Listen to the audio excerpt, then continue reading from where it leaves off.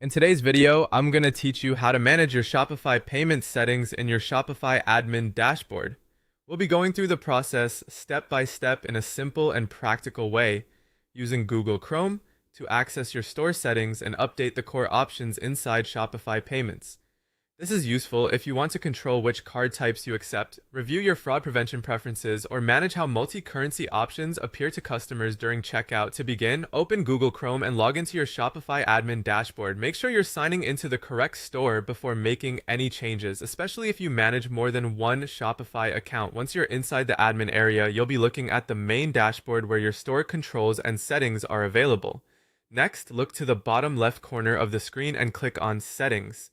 This is where Shopify keeps most of the back-end store configuration options, including billing, checkout, shipping, and payment setup. After the settings page opens, click on Payments. This will take you to the section where your payment providers are listed and where Shopify payments can be managed. Inside the active Shopify payments box, click Manage. This opens the configuration portal for your current Shopify payments setup. From here, you can review and adjust several important settings that affect how payments are processed for your customers. Take a moment to update the card type settings based on the payment methods you want to allow. This can help you make sure your checkout experience matches your store's needs and your customers' expectations. Then review the fraud prevention filters. These settings are important because they can help reduce risky transactions and give you more control over how suspicious orders are handled.